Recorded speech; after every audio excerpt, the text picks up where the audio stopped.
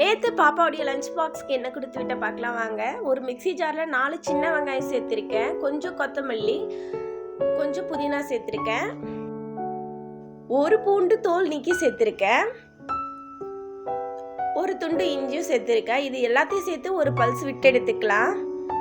காரத்துக்கு தேவையான போல் பச்சை மிளகாய் சேர்த்துருக்கேன்.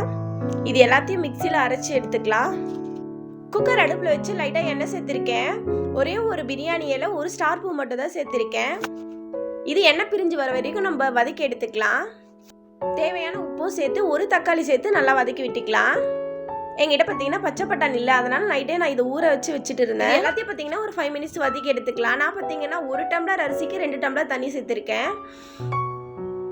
உப்பு எல்லாம் சரி பார்த்து இதை மூடி வச்சிடலாம். இது கொதி வந்த பிறகு அரிசியை கழுவி சேர்த்துக்கலாம்.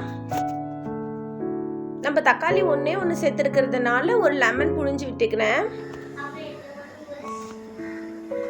இப்போ குக்கரை மூடி விசில் விட்டுருவோம்.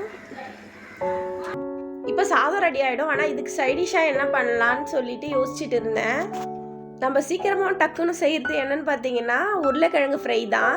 அதையே ரெடி பண்ணிட்டேன். பட்டாணி சாதம் தான் ரெடி பண்ணியிருந்தேன். இதோடைய காம்பினேஷன் பார்த்தீங்கன்னா ரொம்பவே சூப்பராக இருக்கும். வீடியோ பிடிச்சா லைக் பண்ணுங்கள், ஷேர் பண்ணுங்கள்.